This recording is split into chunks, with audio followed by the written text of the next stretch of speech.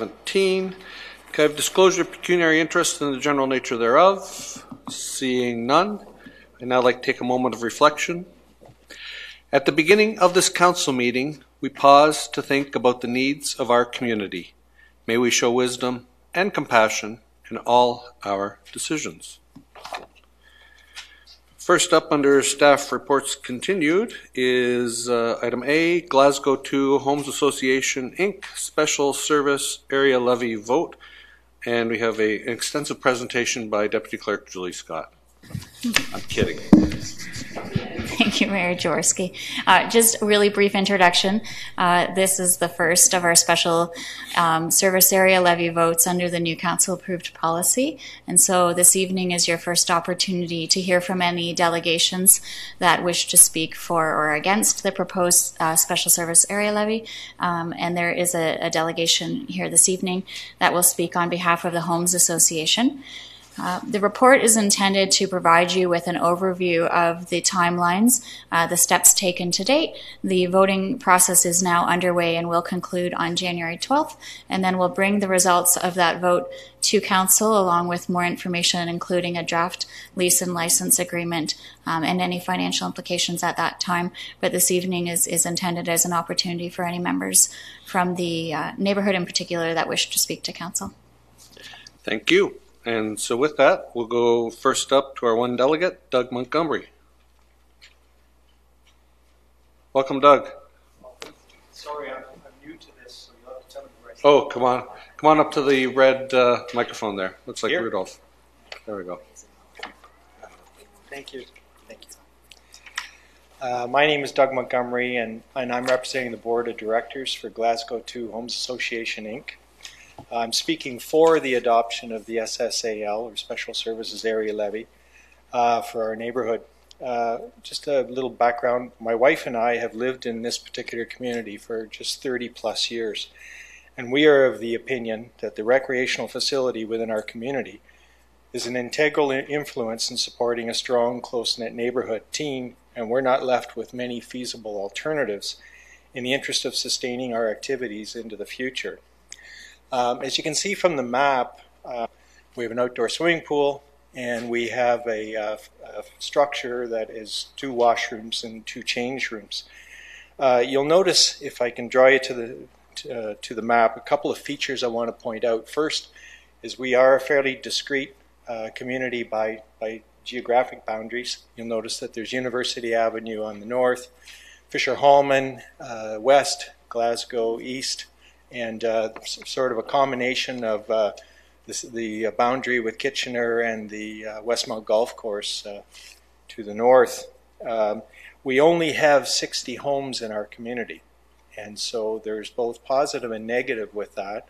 The positive, obviously, the fact it's a small, close-knit community. We get to know all our neighbors, and the recreational facilities is a fulcrum for that closeness. The second thing, though, is that our operating costs and capital improvements and whatnot must be borne over just 60 homes. And so unlike many associations in our community that we compare ourselves to, we're much smaller. Our pool also is relatively small. It's a Class B pool under the Ontario Health Protection and Promotion Act, which dictates that we do not require lifeguards. The requirement for lifeguards could easily double our operating costs and significantly reduce our accessibility to the pool or our hours that the pool is open. We've been successful in operating this facility for the past 32 plus years under those confines, and we haven't had any problems to date. We do want you to know that we started the process of looking at our future about 2 years ago. And we've canvassed many alternatives. Just quickly, we looked at continuing on a voluntary basis. We looked at converting to a common area condominium structure. We've looked at demolishing the facility because if we can't sustain it, we don't want it to be in the backyard of some of our neighbors and deteriorating. And always obviously have looked at the adoption of the Special Services Area Levy. The voluntary alternative gave us concern. A number of reasons. First is the sustainability from an economic point of view of keeping it open, especially when it comes to capital improvements in the future. The second thing is you'll notice that we are landlocked. Our facility is right in the middle of a city park. We have no access to any streets. So if we were to open it up to members outside our neighborhood, we'd obviously have a parking and accessibility issue. The conversion to a common area condominium was interesting. We spent quite a bit of time investigating that. It would give us sustainability into the future, but it's a fairly costly investment. Arguably, it would cost us about $3,000 per member just to implement that solution. We've looked at demolishing the facility, as I said before. Unfortunately, that is a feasible alternative if we can't go any further. And so the SSAL structure, assuming operating costs stay relatively the same as they currently are, is our most feasible option. Our proxy vote in September before our application reflected an overwhelming support of the 6 of the 60 homes were in favor, or just over 93%. We believe the formal vote, which was initiated, as Julie said, December 5th, will confirm that sentiment. To this point in time, on behalf of our committee, I'd like to say that we've had excellent service and response from the City Clerk's office in helping us through the application, and we're proud to be the first association under the new guidelines. Finally, I'd like to thank the City of Waterloo for the SSAL alternative, because if it wasn't for that, we'd probably lose our facility. Thank you. Thank you, Doug, for the good news story. Questions for the delegate? Anybody? Seeing none? Thank you very much. Any further questions on this topic, as we only had one delegate? Councillor Henry. Just wanted to say, since Doug came, and I know there are other members of his community sitting with him, I wanted to, on behalf of myself, certainly thank, and on behalf of his neighbors, I thank him and his board for all of the work that they've been doing, and we look forward to seeing the results next year. We know it's been a long road, and appreciate your patience as we got a system in place to make it easier. That didn't make it easier on you, of course, but now we have a system, and I trust that you can help us work out the kinks as you go through. So thank you very much for coming today and for all the work that you and your board have done and continue to do. Thank you, and that was just for information. So we'll move on to item B, which is the Water Memorial Rec Center and Older Adult Centers Facility Integration and Development Study Phase 2, the Feasibility Study Report. Welcome Beth and Kim and Phil soon.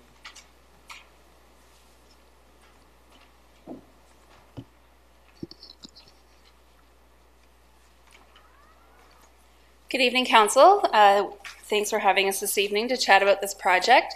Before we get started, I'll just introduce Phil Fennick from Perkins & Will. He's been our architect at leading, and his team have led us through this project, and he'll be coming up to speak in just a moment, as will Kim Rieger from Finance about the financial aspects of the project. Just a reminder to Council that we're here tonight to share with you the feasibility study that we've been working on since May.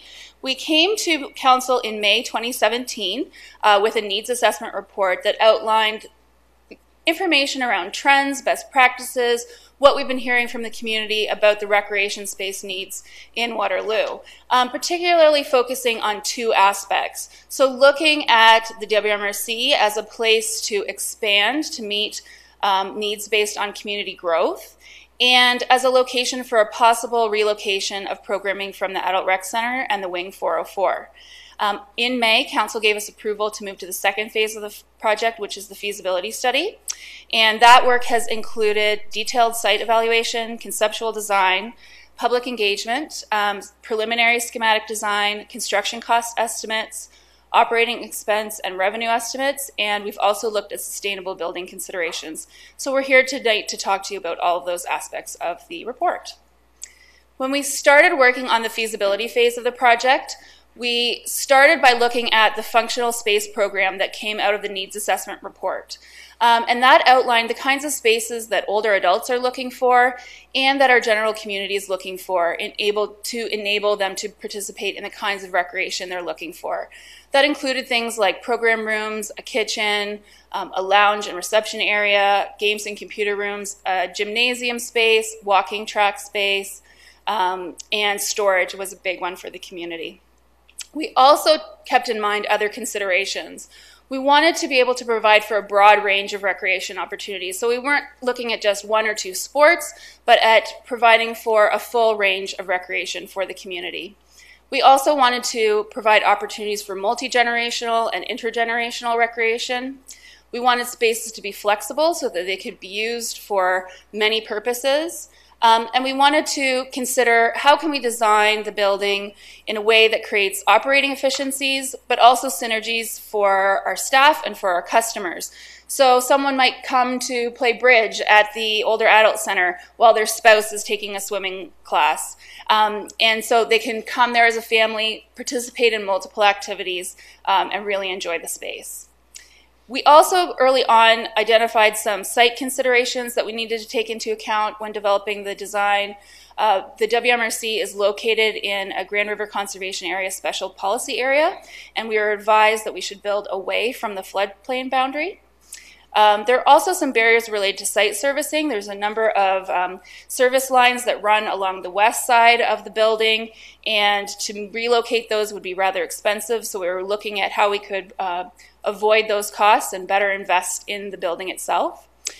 And we wanted to maintain the opportunity for a possible twinning of the ice rink in the future. Back in September, we brought some conceptual designs to council and asked for approval to do public engagement based on those conceptual designs, which we then advanced. We gathered input from more than 200 community members, both through open houses and through the Engage Waterloo platform.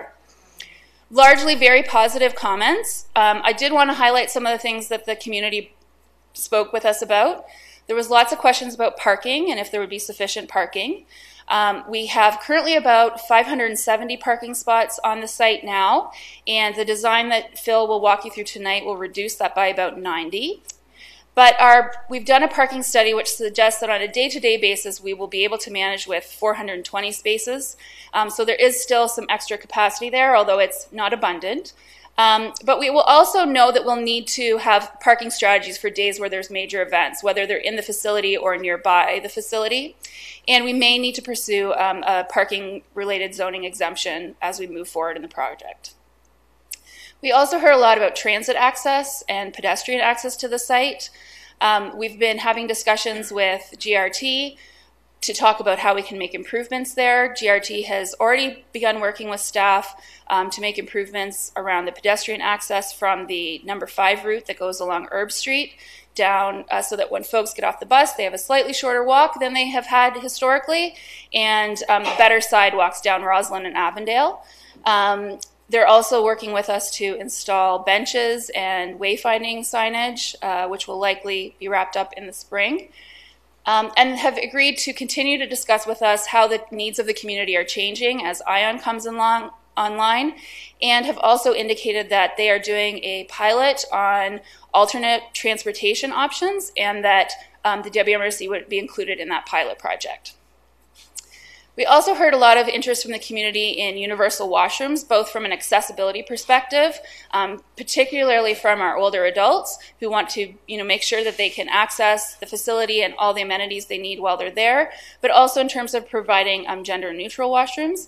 And you'll see those reflected in the conceptual design that Phil will walk you through. We had a lot of feedback about some of the room sizes that we were proposing in the older adult center. So the games room, the day program room, and storage. Community members thought they might be a little bit too small, and so we've increased those rooms by about 600 square feet on the first and second floor of the older adult center to allow for those spaces to be made bigger. There was also questions about the change to the Hauser House design from being a banquet room to having a walking concourse and 2 exercise studios. And those questions came from groups who currently use that facility. Now we know, based on our analysis of that space, that it's not particularly well used, especially for recreation purposes. And what we were able to share with those groups is that there are going to be other options. So the activity court in the new design would accommodate some of those larger groups. There's also a community room in the older adult component that is about half the size of Hauser House, and many of the groups that use Hauser House now are actually only using half of that facility. So they will have other options within the building, as well as options out at Rim Park. And we hope to keep the Hauser House, even in its new state, very convertible to allow for some bigger event usage. We also had a lot of feedback around room amenities. Where would we put a sink? What kind of wall covering would we have? And so that kind of input will be really important to us should council give us approval tonight to move the project forward. We'll be considering that sort of thing during detailed design. One of the other things that also came up after we did our public consultation was inclusion of aquatics family change room expansion. Early on in the project, we'd had this within the scope of what we were considering. The change rooms, we have 4 stalls now. We'd be looking hopefully to get 10 or 12 out of that. As we've talked to our staff, they'd identified this as a barrier to use of our pool. And so we'd originally included it, but when we got our original costing, Class D costing back, we cut it from the project because we were trying to contain costs for the project. As we've moved forward and heard more from the community, we think this is a really important piece to add back in, and we think it's, based on the financial work we've been doing more recently, we believe it's financially feasible. I'm going to turn it over to Phil now to walk you through the design. Thank you, Beth. The proposal breaks down into three big components that we've named the Civic Front, the Central Fitness Core, and the Community Pavilion. The Civic Front, located here on the east side of the WMRC, comprises basically of the activity room and support functions for that room, including change rooms, lounge spaces, and some offices. And I'm going to go into each one in more detail. The Central Fitness Core, as Beth alluded to, is the repurposing of the Hauser House, right, shown here in the dotted line on the 3rd level of the WMRC. It is connected to a bridge to the Community Pavilion, which is on the west side of the WMRC, just to the north of the wooded tree area shown over here. So it doesn't occupy very much of the parking space. It's a 2-story structure that incorporates a lot of the ARC and Wing 404 program components, plus some additional community rooms as well. So if we look in more detail at the Civic Front, the main component is the activity court. Just to orient you, this is the main entry to the WMRC. This is the turnaround. This is perimeter parking. This is the arena change rooms. There's a little key map up here that in the dark area is the extent of that expansion against the WMRC, so to orient you as to where we are. Once again, the key component is the activity court, which is about 6,800 square feet. It can easily accommodate 4 pickleball courts, pickup basketball, and whatever other program components, active program components the city wants to program into that room. But it can also be used for support functions during special events, banquet facilities, other scenarios that could use a large room. Special consideration will be given to finishes, types of lighting, acoustics. That would all be part of the next stage. There's ample storage over here for gym equipment and also tables and chairs. The main lobby and lounge is an easy extension off of the existing lobby. If you know the WMRC, there's 3 telephone booths that probably aren't used very much anymore. So they would go and we would then be able to expand into a new lobby lounge. 3 offices occupy that space. They're repositioned from the rest of the complex. They also provide a watchful eye on activities over there and keep it active during the day. But primarily the light blue area is lobby and lounge area to see the activities happening, parents watching their children, partners watching their partners participate in events, etc. That area is supported by washrooms as required by code. The capacity that we think of the activity court would be about 200 to 250 people, depending on the event. There are some change rooms here that could operate both for the activity court functions, but they could also act as additional change rooms for the arena. So in working with the project team, we felt that was a win-win, where that strategic location could work for both activities. Again, there's ample storage for not only the facilities here, but also staff recommended to add additional exterior storage. So that basically is the component that we call the civic front. And as Beth alluded to, its strategic location to the main entry makes it very opportune for a number of synergies to happen, somebody being in the pool while their partner's in the activity court or on the rink. So you have all these different triad of spaces happening at the front. In the center, what we call the central fitness core, again, as we've, the key map shows it to be basically the repurposed Hauser House. If you know the Hauser House, there's a kitchen up here. It's divided into about 3 ways over here with a stair in the middle. And there's 2 elevators. There's the existing public elevator here and a service elevator over here. So the proposal is to repurpose that with 2 exercise studios in the neighborhood of about being able to serve about 20 to 30 people each for any sort of group exercise, Zumba, fitness, Pilates, yoga, anything, chair exercises, anything that the programmers think there is a need for.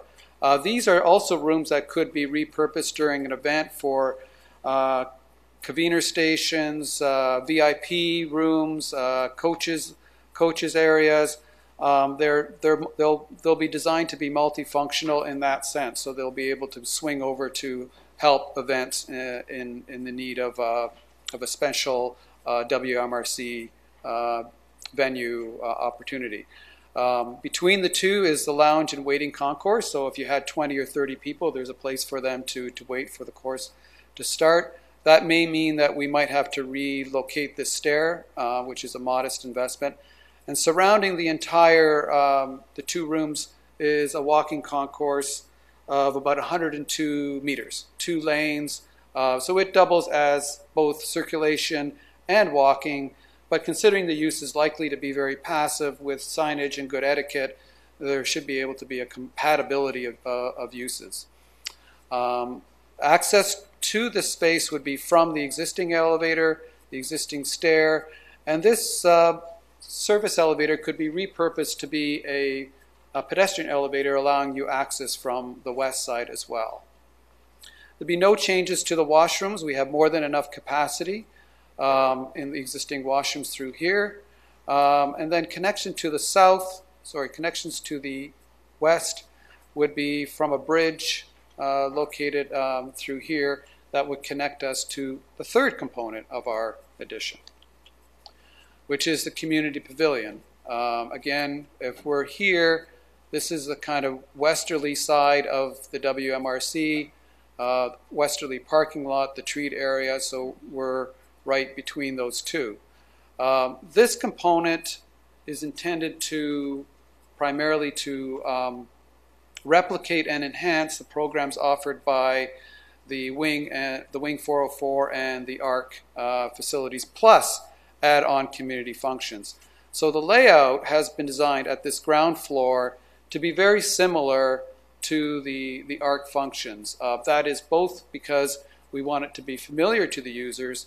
We also want it to be very easy to operate from the administration of that facility. So it's a very simple, what we call a square donut. The core, the washrooms, the storage is the basic functioning heart of the building, but surrounding it are the kind of very critical program rooms, games rooms, the kitchen, the meeting hall, the other additional program room, and the supporting offices. So easily accessible by the users and easily monitored by the staff.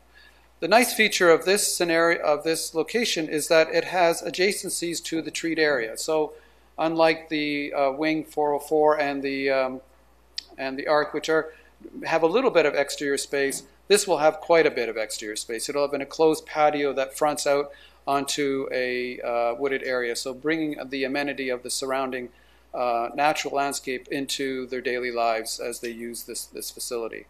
There is no basement. There will be some slight ramp access because we have to maintain a higher profile due to the surrounding flood restrictions, which is equivalent to the WMRC. From this location, you would be able to access the second floor through a large elevator or a stair. And that takes us up to the second floor, which, as if you recall, is the extension of the bridge here from the WMRC repurposed Hauser House. So that would connect us to the second floor of the community pavilion, where we would find the community room, the fitness studio, and another program room. So these rooms are enhanced, larger replications of what's already offered at the ARC, plus the enhancement of adding a fitness studio, which doesn't exist now in the current mix of program spaces offered by the City of Waterloo in those two locations. So again, the synergies of being able to go upstairs and do chair exercises, but then do your bridge right after, are all sorts of possibilities that the city now have at their availability in terms of programming. The location sort of orients itself. Again, these two spaces then look back out onto that wooded lot, which enhances the experience of those two rooms. These are two these are two of four views that we're sharing with you today. These are conceptual views. We're at the concept stage. These could change as we move into the next phase, depending on architectural interpretation or more feedback from the community or the project team.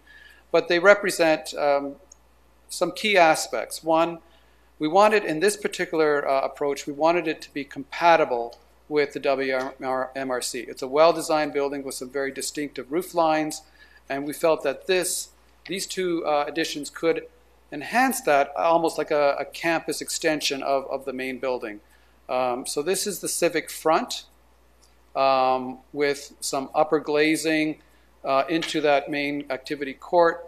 That would be the sun entry would be controlled by vertical fins, so you wouldn't get the morning glare, but you'd get the benefit of daylight and view. There would be some exposure to the activities at the court level that could easily be shaded if the sun was getting in the way. But it's not likely because this is early morning sun. So therefore, this now gives you an entry. Upon entry, you'd get a glimpse of the activities happening within the WMRC, which is not really the current condition. So we're activating the entry sequence. In this case, we've opted for an arched roof that replicates the existing WMRC roof that inflects towards the main entry. So we're trying to enhance and activate the front entry. From the northwest and south view of the community pavilion, we have two views. One as if you were walking from or driving from Father David Bauer Drive, which is the northwest view. There would be an enhanced pedestrian connection, sidewalk, benches, lighting that would connect back to Father David Bauer Drive along the wooded area. We've thinned out the trees in this scenario just to give you a glimpse of the building. What we're envisioning is the two rooms at the top would be rather transparent, allowing you views of the activities happening within. Remember, there's the community room and there's also the fitness studio. So those would be always active during the day and night. The lower level would have the administration, which would keep a watchful eye on who's coming and going. And then in the distance is the bridge that would connect between the second level and up to the third level of the WMRC. And as you can see, there's quite a bit of height there, which would be required by vehicles and fire trucks. The south view would be the view from the parking lot or maybe at the edge of Luther Village. Here you can see the bridge connecting, the entry sequence of glazing, This arched roof is not only a reference to the arched roof of the WMRC, but it actually performs a function and encloses the rooftop penthouse. Here you see a possibility of a pop-out window ending your trip from the bridge down the corridor to a pop-out window looking back at Luther Village or at the wooded area through here. And as we mentioned above, this glazing over here would take advantage of the wooded area and the southern sun. These are two interpretations of these two additions that we think would be a good start to making something that's compatible and enhance the WMRC experience, both in terms of program, but also in terms of architectural intent. The design also took into consideration the environment. And these are some high-level bullet points that we've discussed with the project team that have become part of the design proposition, part of the report. One of them is to minimize the impact on natural non-paved open space. That was one reason why we nestled up against the WMRC, and we also chose not to build on the wooded area. We wanted to minimize the extent of new building area. So, for example, the activity court actually is an addition to, so therefore one whole wall doesn't need to be built. It's actually an extension of. So that saves on energy cost and construction cost. Repurposing the Hauser House actually is a sustainable move. You're actually saving 8,000 to 10,000 square feet of new build, which is less efficient than if you repurpose something within. Both areas, both the civic court, the civic front, and the community pavilion will have to have rooftop rainwater management. So that would mean we have rather large roof areas. We'd have to flow control those and look at where that water goes, either in terms of slow release or cisterns. We'd want to reduce the heat island effect through reflective roof choicing, probably white. Indoor and outdoor water use reduction through the fixture selection we opt to take. Minimize the energy performance. We've already have energy mechanical, electrical design briefs that recommend efficient boilers to respond to exterior temperature needs, something that's fairly efficient. And maximize natural lighting. The reason we opted to show some glazing is that it maintains or lowers your energy use during the day, but that has to be balanced with how much glazing versus your solid. So when we say a 40 to 60% glazed to solid ratio, that in the industry is a good target. So 40% glass, 60% solid usually works out to be a good ratio for an energy efficient building. Providing vertical sun shading to control heat gain and glare is also an effective way of allowing sun in, but not allowing for the heat gain. And finally, designing with a thermal mass of greater than the building code ensures that you have not only good insulation, but you retain your energy, you lower your energy costs, and you improve the overall efficiency of the building. And with that, I'm going to turn it over to Kim, I believe. Thank you, Phil. I'll walk you through the construction cost estimate. The total construction costs are estimated to be $26.6 million. And at this point, we're at Class C costing, so this can vary plus or minus 20%. Contingency overall has been set of 11% of construction costs to help offset unforeseen construction issues as they arise. Soft costs are 25% of construction. Some of the soft costs have already been allocated to leads and public art. The rest is to be allocated during the rest of the detailed costing process as it unfolds. And city overhead is set at 3% and escalation is set at 2% per year.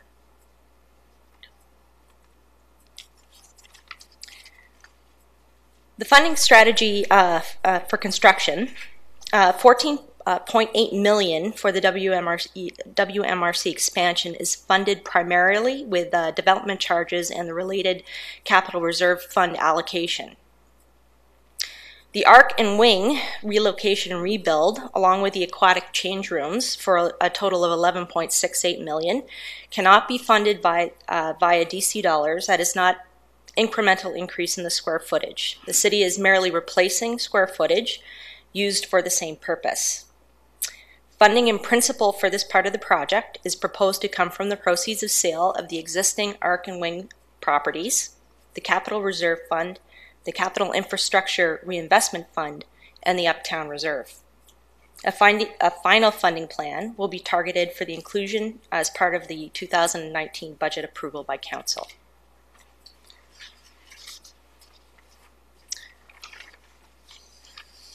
Expenses and revenues for operational costs. This table shows existing costs and revenues per square foot at the WMRC Arc and Wing in column A. The incremental change in expenses and revenues that would occur from the new square footage is in column B, and the total end result is in column C. Column B is the additional incremental operational cost of the WMRC project, which is a net reduction of $2,000. Total cost per square foot is higher, mainly due to the programming costs to generate the extra revenue per square foot in the gymnasium. There were efficiencies in the Arc and Wing side of the project, such as reduction in snow removal, turf and landscaping, and the reduction in miscellaneous budgets. In Table 2, the projected ramp-up, expenses are mostly fixed in nature, and therefore the city is predicting that the expenses will be near capacity at the outset. Resources prior to opening will also be required to create programming and drive marketing and advertising efforts to ensure a successful launch of the facility. This is estimated to cost between $100,000 to $200,000. Revenues, which are demand-based and harder to forecast, it is estimated that revenues will materialize more slowly over the 3-year period.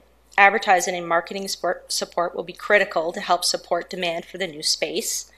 Until the space reaches full capacity, funding support will be required. It is estimated to be $150,000 in year 1 and $75,000 in year 2, and year 3 would be at full capacity. These operating budget pressures will be addressed through the 2020-2022 budget process. And I'll hand the presentation back to Beth. Just a couple final points. Our intention is to design and build the building to LEED Silver standards to align with city policy where that makes sense, and also to explore options to incorporate additional elements that would bring us beyond LEED Silver standards, again, where the return on investment makes sense. Staff, we are recommending, though, that we not pursue a LEED Silver certification. This would be a savings about $95,000. And we did explore the option of building to Passive House standards for the community pavilion. The additional cost would be between 15% and 20%. And while it's difficult at this point to estimate the return on investment, our preliminary analysis suggests that we would be better to invest those dollars into other infrastructure in the city that would have a higher return on investment, say a pool or a rink that are high energy users, rather than the community pavilion. And in terms of next steps for the project, if Council approves moving forward tonight, staff would begin planning the relocation of programming from the Arc and Wing, recognizing that we want to have a smooth transition for all our customers. And we also note that any future agreement of sale for Arc and Wing, should Council direct staff to pursue a disposition process, must allow for continuity of programs at those sites until construction at WMRC is complete and the new spaces can be opened. In terms of timeline moving forward, the design process, which would be the next phase we'd commence on, would see us starting an RFP process in the new year and returning to Council in February 2019 with our final design construction documents and more financial information, with the goal that we would then get approval to begin construction starting in March 2019, wrapping up in the summer of 2021. Thank you. Thank you, Beth and team. Questions from Council? I see Councillor Whaley's up first, Councillor Henry second. I'm not sure who to address this to. The 45 or 50 years ago, we built the ARC and the 404 wing, and at that time we used to call it square footage. We gave so much square footage to seniors at that time. Since then, the seniors population has exploded. I'm interested in exploring with you the number of square feet we have at the two current centers and how that gets looked at the new facility that you're talking about. How much bigger is it, or is it the same size? So currently we have, through you, Mayor, currently we have 21,700 square feet at the Arc and Wing combined. And the new facility we're proposing be between 22 and 23,000 square feet, so a little bit bigger. What we know is that there's some spaces in our buildings that at the Arc and Wing that aren't as well used as they could be because of challenges with those buildings. For example, we've seen parking reduced at the Arc now, and so it really limits how customers can use that facility. We can't have every room booked at the same time. At the Wing, there's certainly some spaces that are not the ideal size for the kinds of programs that we'd like to run. And so even though we're proposing only a slightly bigger space, we believe it will provide a lot more opportunity for older adults. On top of which, the repurposing of Hauser House will provide an opportunity for another, I think it's almost 10,000 square feet in Hauser House, that will be very attractive to seniors in the daytime. Councillor Henry, next. Thank you, Mayor, and thank you, Beth and team for the presentation and work. I see to both of you anticipating perhaps some of these questions, but I know if you go back to your sustainability questions slide that's there in terms of features, Beth, I know you mentioned some direction around cost of passive house exploration, but I don't think we sort of saw what the ROI looked like for that, and we know doing more costs more, but is it worth it? I think is the question. It would be useful for us to wrap our heads around. Through you, Mayor. So we did do a very preliminary analysis on the return on investment, and the suggestion was that it could take up to 100 years to see a financial return on investment from building to passive house standards, which is why we're suggesting that we look to sort of LEED Silver Plus where it makes sense, rather than going the passive house route. And certainly we have identified that if there's other places, if there's interest in energy conservation, we could conserve more energy and see a higher ROI by investing in other elements of our facilities. So I think I take the point. 100 years is a long time, and it would take a lot of work for us, perhaps, to find some greater efficiency than that. But as I read the direction in front of us, it doesn't quite align with going beyond LEED Silver. So I'll have something to say about that later, just to make sure the slide aligns with direction. You've got clearance for council for that. The other thing I wanted to talk about was transit connectivity. I see that there has been some progress made with GRT from your slides in terms of their willingness to offer better connections and slightly closer connections on Herb Street where you can, but they haven't yet committed, and I use that word intentionally, they haven't yet committed to provide more direct service along Father David Bauer Drive, where in addition to this expansion, we have the existing rec center, Waterloo Park West, which will get better and better and better as we build out the Waterloo Park Master Plan. So I see the note earlier about continuing to have conversations with GRT about that. Can you tell me just a little bit more about what we might expect in the years to come? Is this sort of it, or is staff going to keep pressing the region? Through you, Mayor. So our intention is to continue having discussions with GRT. To date, we've had multiple meetings with them and have seen some progress, as you've noted.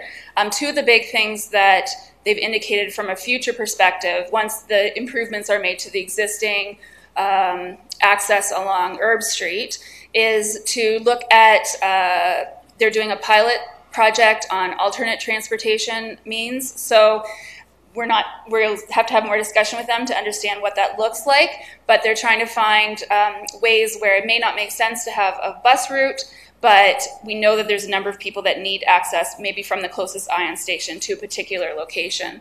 Also, they've indicated that as we've got over the next 3 years until we would be done construction of this facility, that they'd continue to work with us to better understand what the community need is and look for ways to meet that need better. So they are very committed to continuing to collaborate with us on this issue.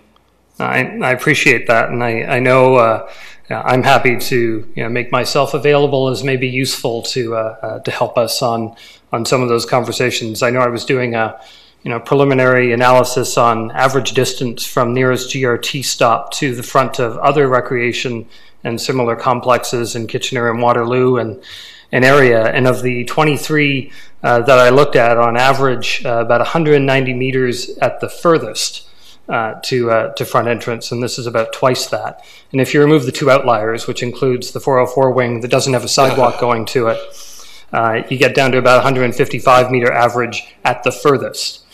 So this is considerably farther than what I would argue is the regional standard for access to these kinds of facilities. So I would hope that that's something they take into consideration. Thank you. And I did do some measurements myself in terms of walking it, and I found that even if you lived you love this facility so much and you live next door at Luther Village, if you live in Luther Village townhomes, it's the same walking distance as it is to the bus stop at Roslyn and Herb Street, 3 minutes, 40 seconds. And if you live next door there, it's about 40 seconds shorter, but it's a big parking lot. I think I found a lot of the walk is through the parking lot of our own facility. So further questions? If not, I have one for Kim. And it's for those following along at home, it's on page 378 of your council package.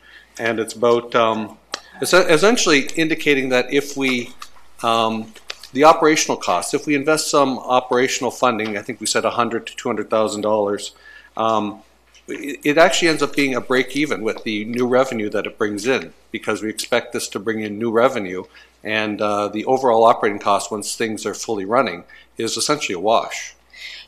Correct. When it's at full capacity, at the end of the 3 years, it is a wash. But to get the facility up to speed before it actually opens, we'll have to hire a programmer to actually make the programming that costs. We'll have to cover off house revenues that we will lose during the renovation, and we'll also need marketing and advertising budget to advertising and get folks coming into the facility. So that's where the $100,000 to $200,000 comes from to the startup cost to get the facility going. But we'll have much more healthy and active seniors. Yes. Thanks to this program. Yes. Thank you. Further questions from council? Somebody want to move a motion? Councilor Durrell does and Councilor Henry does. Further discussion? All those in favor? I will oppose the motion until I get an opportunity to move a slight amendment that I circulated to council over the weekend. And that's between recommendation 5 and 6, which gives voice to, I think, one of the bullet points in Beth's slide. The council further directs staff during detailed design to consider including further energy and water efficiency measures beyond LEED Silver standards, where the incremental costs can conservatively be expected to be recovered through future savings. So I think Beth actually said that in her slide. I don't know if it was in the slide before she knew that I had this coming. But I think that would be prudent for us to, whenever we're building a facility that will last a long time, to make sure that we squeeze everything we reasonably can out of it when we build it. Thank you. And we're good with that amendment? We have to move. He moved it. We now have to seconder for that amendment. Yeah, no, I think it's great. Okay. No further discussion. All those in favor? That's all of us. Thank you, and thank you for the good work. And I think we just recently had the Age-Friendly Waterloo Forum a few weeks ago, and I think this is a great intergenerational opportunity of bringing people, instead of having people segregated over at the Wing 404 and all the youth working out at the rec center, that we bring everybody together. So I think it's a wonderful opportunity for the community. Thank you. New library last week, new rec center for seniors this week. What do you got on next week? We're done. I think we're done, aren't we? Maybe more. You might have something on for next week, Mayor. Yeah, we'll see. I'm working on it. Yeah. Next up, rental item C, rental housing bylaw review, brought to you by Shane Turner. Welcome, Shane. Good evening, Mayor Jaworski, members of council. The focus of tonight's presentation and the report that's before you relates to a review of the rental licensing program over the past 5 years, which was undertaken by our division with support of several other staff groups within the city. It was identified that staff would report back to council after the full 5-year implementation of the program to identify any program improvements. So with me tonight is Shamir Mehta. He's the Manager of Licensing and Standards, and Kim Regger from Financial Services. She's our financial analyst. There's 3 elements to our presentation. The first is we're going to give an indication of the program activity over the past 5 years relating to administration, investigations, enforcement, and financial activity. We'll identify some of the program improvements that we've implemented, and then the proposed recommendations for program improvements. So I'll move forward. So by way of background, the bylaw itself was enacted in 2011, with the full program implementation in 2012, with the first set of licenses issued in 2012.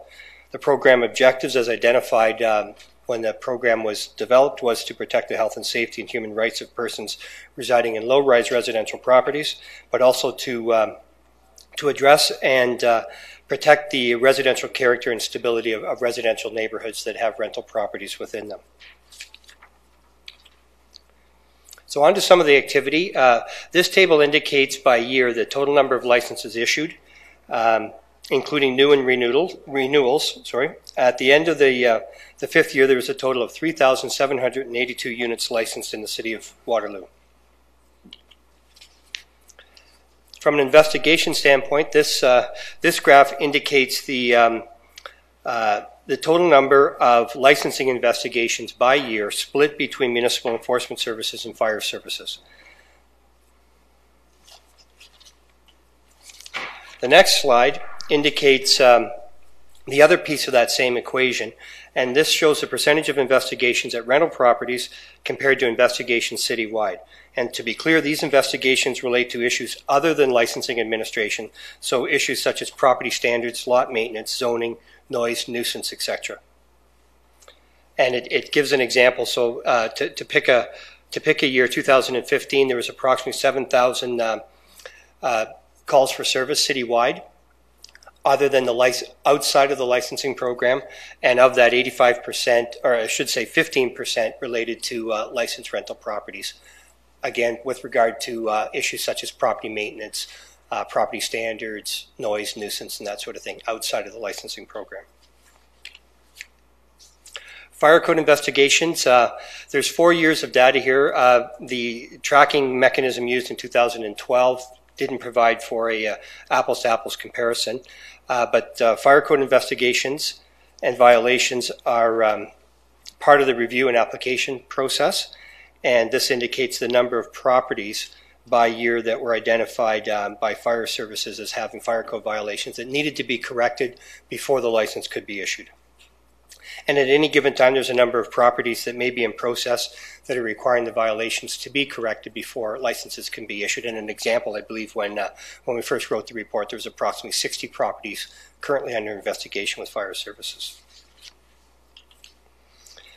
The Electrical Safety Authority is, those inspections and certificates of clearance are also a function of the application and inspection process. And the ESA authority this region of southwestern Ontario is based out of the Cambridge office, and we've had several discussions with them. They weren't able to provide us with a specific 5-year or indication of 5 years of activity specific to the rental licensing program, but they did give us a snapshot, which is a 12-month period from October 2016 to October 2017. And during that time period, there was 522 rental license related inspections conducted by the ESA, and that revealed approximately 1,200 defects pursuant to the Electrical Safety Code. And so those inspections, some would be minor in nature and some would be more serious in nature. The compliance review component is also a function of the application process, and this review is done by our planning approval staff. This slide indicates a number of violations that have been identified and corrected as part of the licensing approval process. So over a 5-year period, There's approximately 720 violations and non-compliance issues that were identified by staff, and these related primarily to illegal unit conversions, inadequate window sizes for egress purposes, non-recognized secondary units, and building or construction without a building permit. There's also a component of legal action over the last 5 years. And over that time period, in conjunction with both our contract legal staff and in-house legal services, we've initiated approximately 1,500 charges for noncompliance under the bylaw. That's resulted in approximately 350 convictions. And what we need to explain in that is that in many cases, there would be several charges that are tied to one address. And as part of our resolution process, and I want to be clear that our resolution process focuses on compliance as opposed to really the trial process. So in many cases, there would be a number of charges that would be bundled together as a resolution, resulting in just a handful of convictions. So the comparison there is really 1,500 charges resolved through 350 convictions. In every case, when we resolved a court case, it resulted in ensuring that the property was brought into compliance by obtaining the necessary licensing and inspections. Also, over the 5-year period, there was a judicial review that I'm sure most of, if not all of council is familiar with. A legal challenge was put forward in 2014 on 2 grounds: that that the ability to charge fees was a tax that was beyond the city's authority to do, as well as there was a discrimination argument around not all of rental properties in the city are covered by this program, low-rise versus high-rise. So in late 2015, the Superior Court of Justice made public their decision, and in both cases, with both challenges, they were dismissed.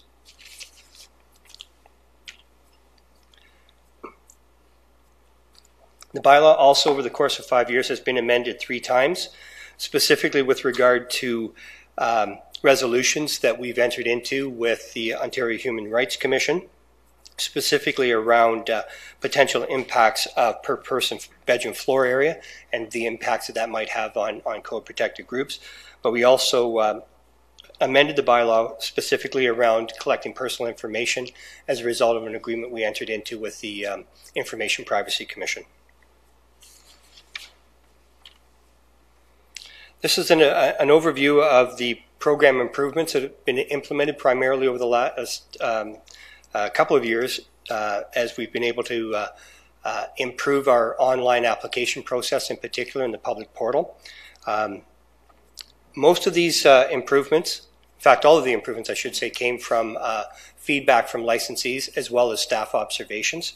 And the last point with regard to providing discretion to ESA inspections after the 5-year period, to clarify that an ESA inspection is required during a new application and then after every 5 years, subject to staff's recommendations. And we felt that in discussions with the ESA, we felt that there was an opportunity there to show some discretion and therefore make it a little easier for the landlords to be able to process their applications and include costs, or save costs, I should say. So this slide shows the cash flow projection at the start of the program, with the program costs and the program revenues forecasted to balance out to a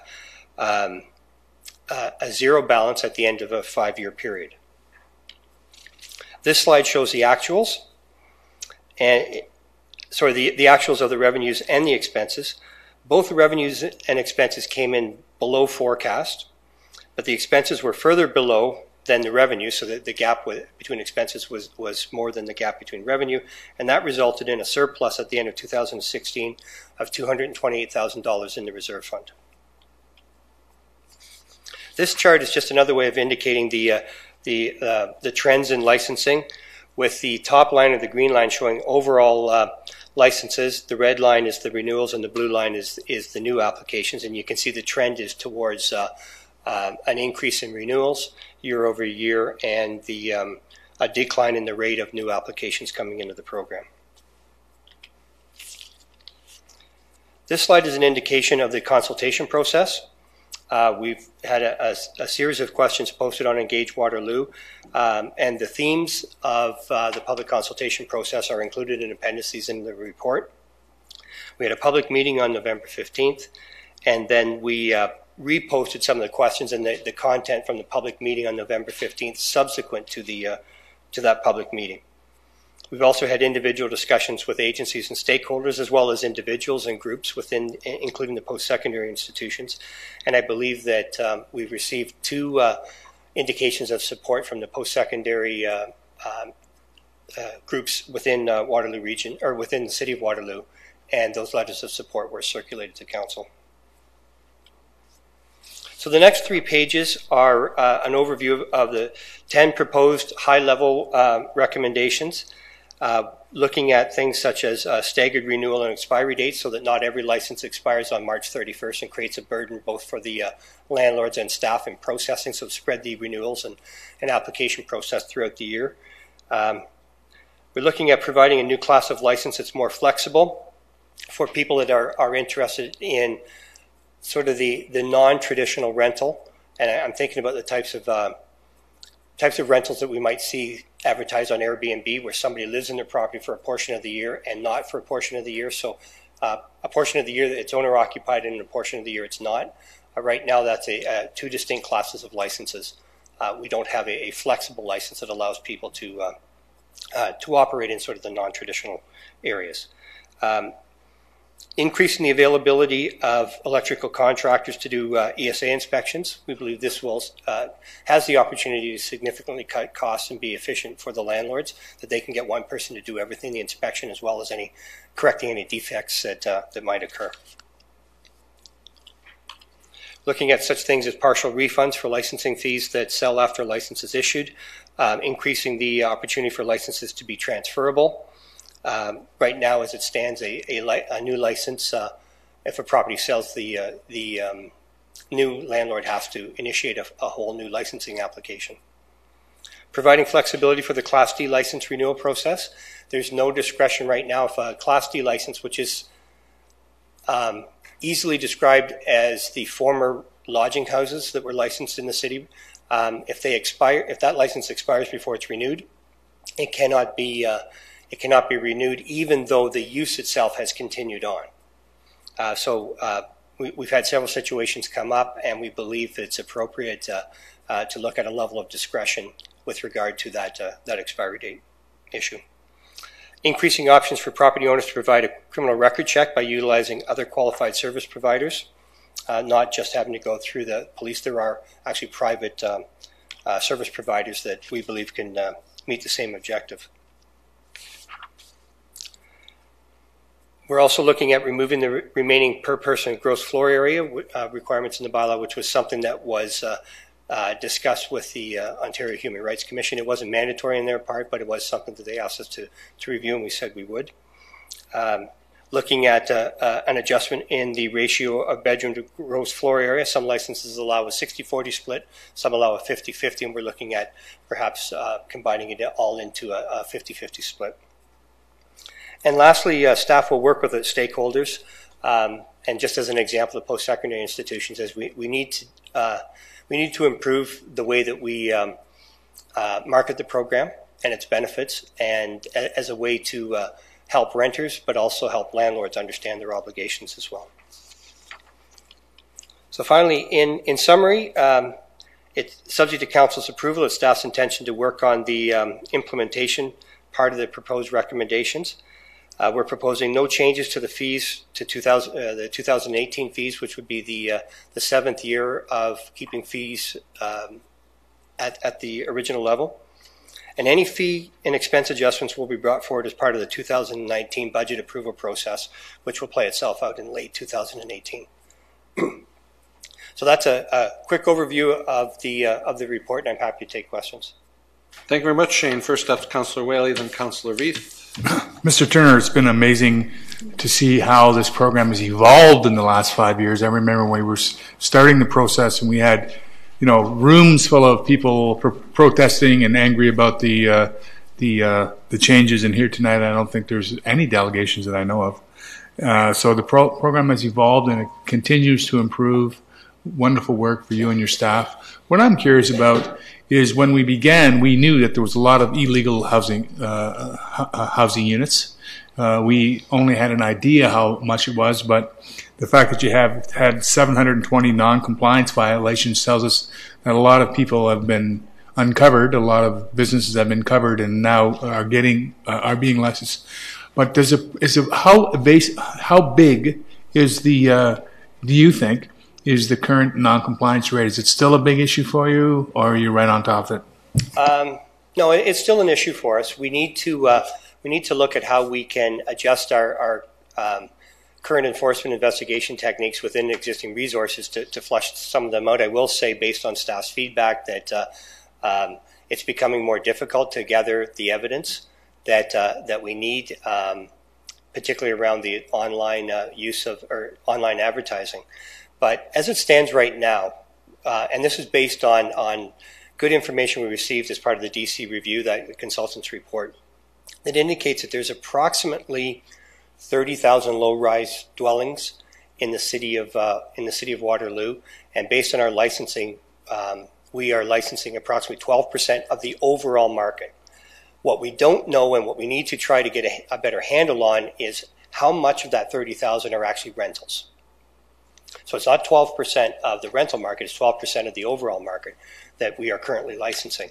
The piece that is unknown, but it's part of what has to factor into our activities going forward, including our fees and expense adjustments, is the unknown piece around properties that are not in compliance. We know that there are some out there. I'm not going to kid myself or try to sugarcoat it. We need to look at how we can root them out.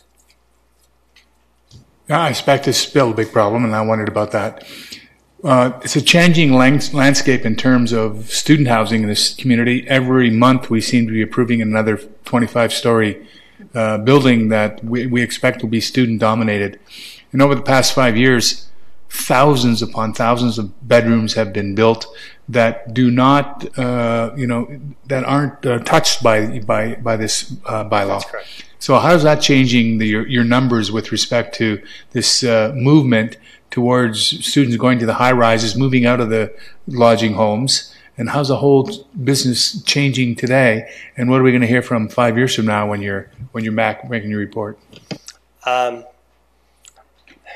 It's a tough question because we've grappled with this, Councillor Whaley, and we have seen a shift from low-rise housing to high-rise housing. We know that there's a lot of units that might have been on the market in 2012 that aren't because they've been titles have merged and the high-rises have come forward.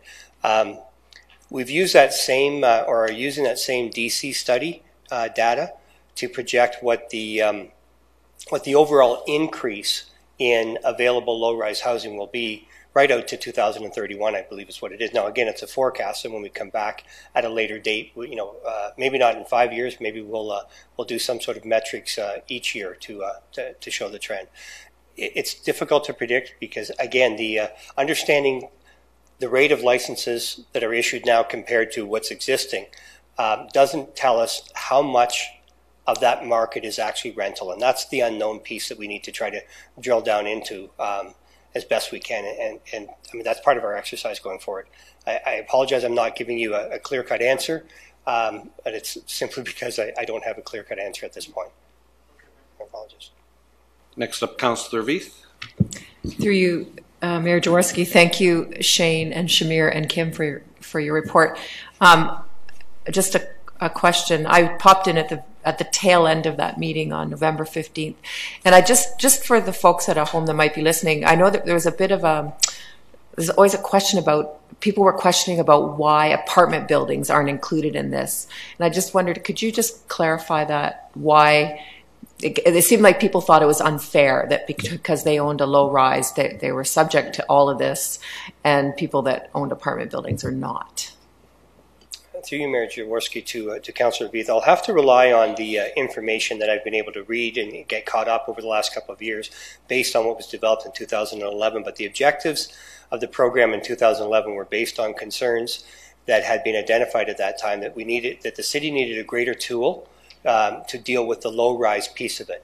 At that particular time, the high-rise piece with the purpose-built apartments weren't seen, as I understand it, as having the same sort of impact on neighborhoods as a high-rise might have, or as a low-rise might have, sorry. And of course, there's a lot of work that can happen, renovations, conversions that can happen in low-rise rentals that you typically wouldn't see in a high-rise because it's purpose-built with the concrete fire separations and that sort of stuff. So the high-rise program, the low-rise program eliminating the need to license high-rise was a program objective from 2011. Quite frankly, at this particular point, we don't see any reason to move off of that objective. It really relates to potential risks that might exist in properties that are not monitored as effectively, perhaps, as from a health and safety perspective. Shane, I'm just wondering if you could confirm for me. I think in your presentation, through this program, ESA identifies about 1,200 electrical defects per year, and up to we find about 100 fire code violations per year. Are those accurate metrics? Yeah, I mean the fire code metrics are indicated per year, except for 2012, and the highest is 100. And I think it's been down to in the 70-80 range. The information from ESA was just a snapshot of 12 months, 522 inspections, 1,200 defects. Quite frankly, and I can't be quoted on this, but if the number of inspections goes up, which it would have in the earlier years when the number of licenses were new licenses were higher, it would suggest that the number of defects were probably higher. So that 1,200 defects in a year is not an average; it's just a snapshot in time. Okay, thank you very much. Further questions from council? Seeing none, thank you very much. We have one delegate registered to speak tonight on this, Mr. Nathan Forster. So I think they'll.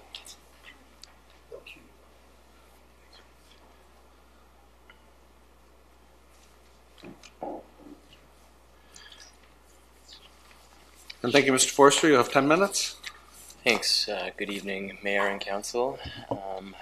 I'm here to explore the rental licensing fee structure and whether or not the rental licensing is a fair deal. I'm going to ask you to put up the podium can go up, and that way the microphone will be closer to your voice. Thanks. Wonderful. Thank you. Great. Okay.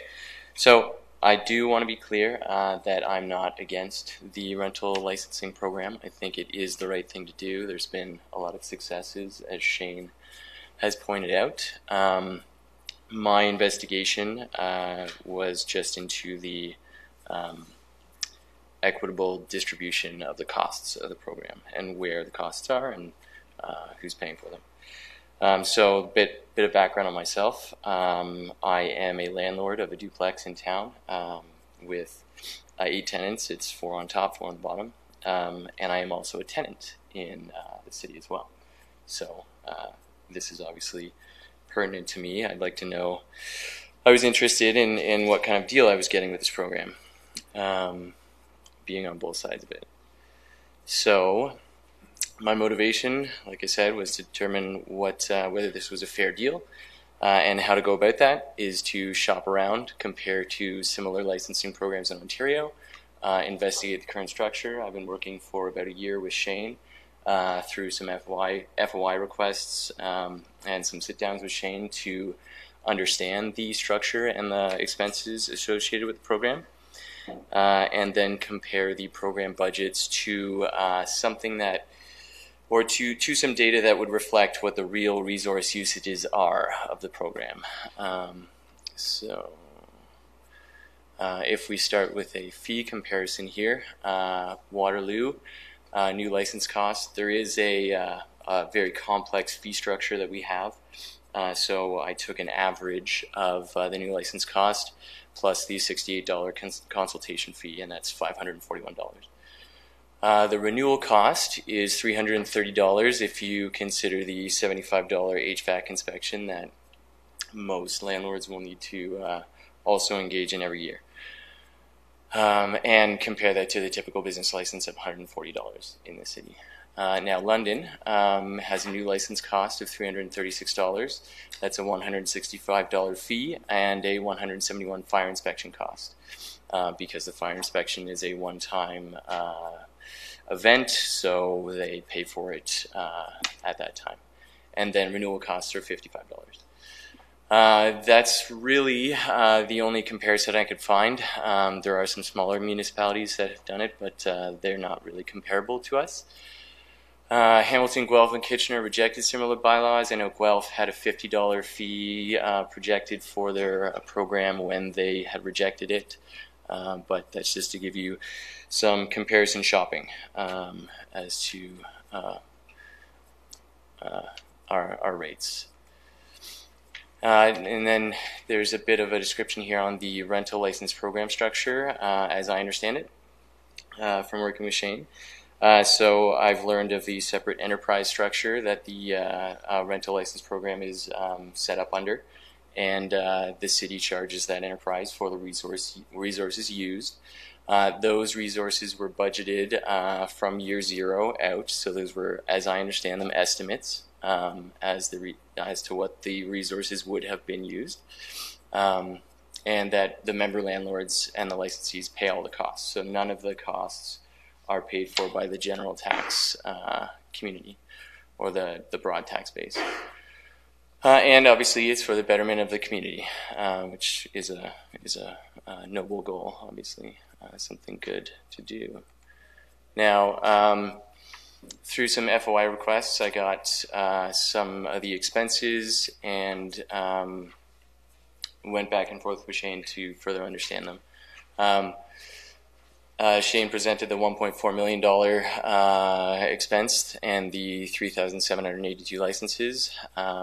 And it's interesting to note on this donut chart, rather than a pie chart, is that the largest proportion is the 4 compliance officers. I apologize, I should say compliance officers, not licensing officers, of the 7 that the city employs with the entire bylaw department. And then there's the supporting departments, fire, there's city overhead, net legal prosecution, managers and other. All of this is important, obviously. These are important bins for costs to go in and resources for this program. There's no argument there. And it is interesting to note that public awareness is listed on the expense sheet as $0. That is something I believe that landlords would like to see improved. Even a pamphlet sent around in the property tax kit that would at least notify people of this program. Maybe there are still people who don't even know it exists. And Shane also presented this slide. This is my understanding of the real compliance officer usage. 16% of compliance work was for rental properties. That's an interesting statistic, which I think is something that's great that we have this data. So then if we look at that 16% of the rental properties are using the compliance resources versus the actual percentage paid for, you'll see quite a bit of a discrepancy.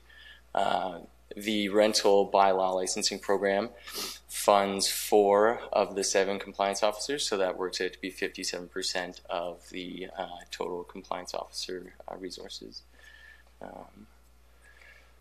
So then I went to explore what would it look like, what would the fees look like, and the total cost if we were to reallocate the unused compliance officers from the rental bylaw back to the broad tax base. And adjust the overhead and the manager costs proportionally downward. And you see here a significant portion is removed, and it looks like our required fee, if we were to only renew the current licensees, we would be looking at a $230 fee, which is seemingly something that people could swallow, much more than the current rates, which are quite high in comparison to London especially.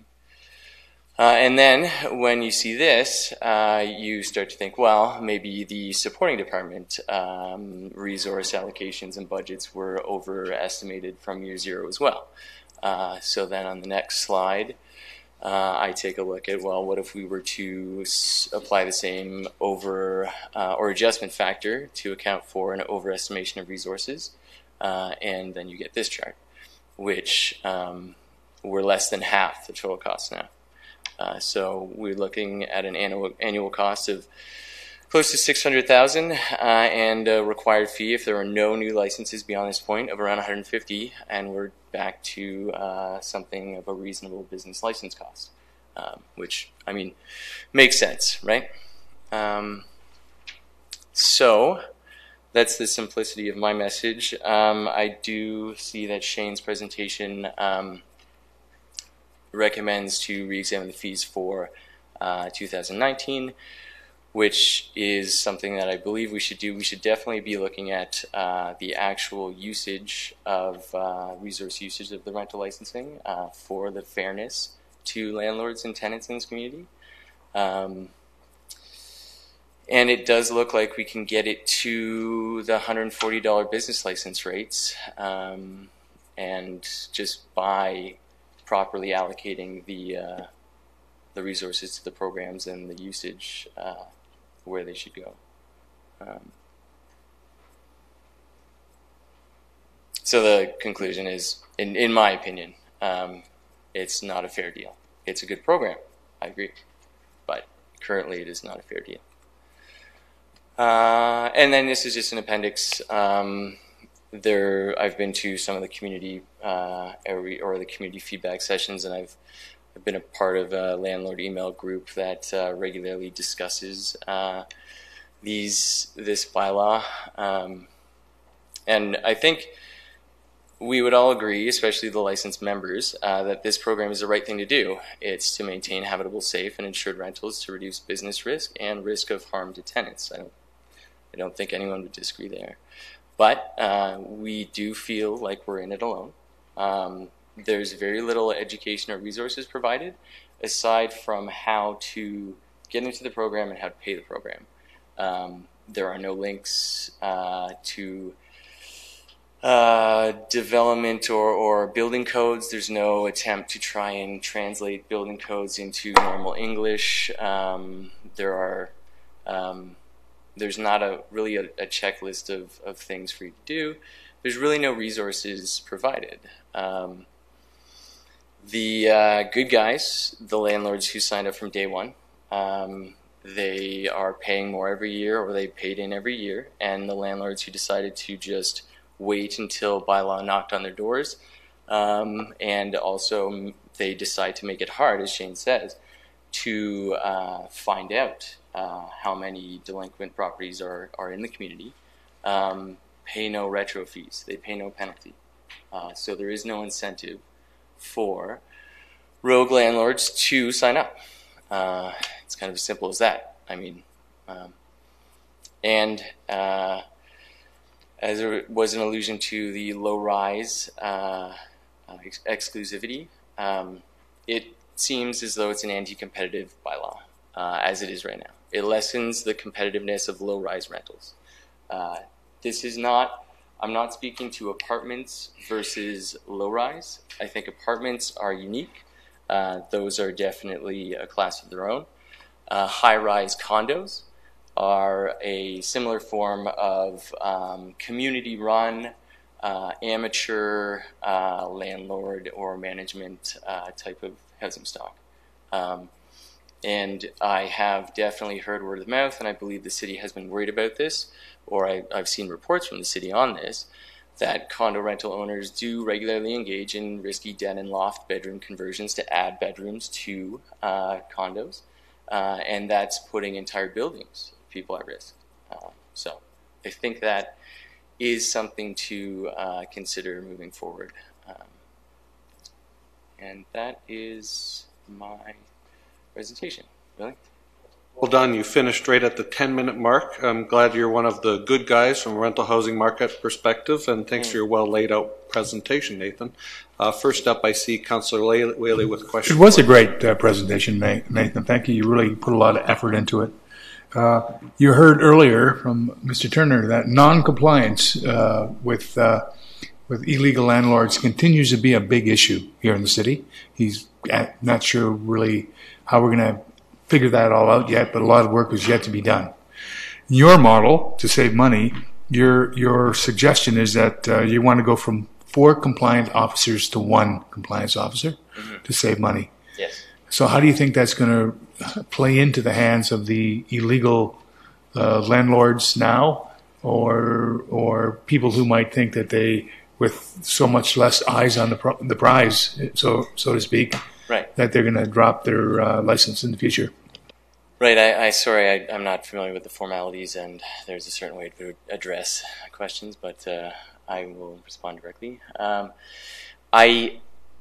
In speaking to Shane, it does seem that compliance officers have a limited amount of recourse to discovering whether a property is delinquent or non-compliance, and so they don't seem to be, compliance officers seem to provide marginal benefit in that arena.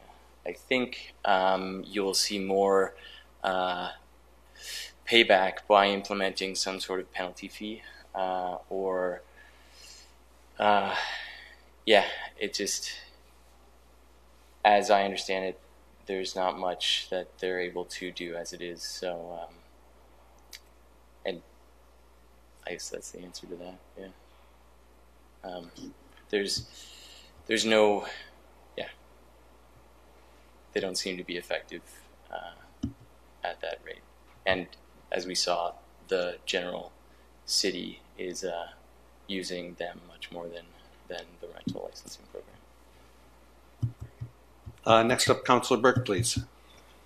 I'm just curious, because you talk about the rogue landlords, and I guess we all understand that there's a difficulty in ferreting them out, no matter how you do it. So why did you choose to sign up? What benefit is there of you of this, as you've even suggested, too high fee? What benefit do you get out of this? So I was under the old program, actually, and that transferred me over because I was a Class D license. And if I did not transfer over, I would lose the Class D and lose bedrooms, which would make my rental property worth hundreds of $1,000s less than it was prior to the conversion of the licenses. But that's why I was transferred over, and I think you'll find that many of the 3,700 were in a similar boat, that they were just transferred directly over from the old licensing program. Thank you. We'll see if there's further questions for the delegate before we switch to questions of staff. Any further questions, delegate? No. Thank you very much. Great food for thought, and like I said, well laid out presentation. I know Councillor Burke has a question of staff, and Councillor Reith. And I always feel bad for people who step up and follow the rules and do all the right things, knowing full well that there are people out there who don't. And I guess not really possessing the big hammer of Thor, it's kind of tough to find out what can we do, Shane? Is there merit in that suggestion of a penalty? Is there merit in the suggestion of an amnesty? Here's your 30-day program to come and get registered. Like, what can we do?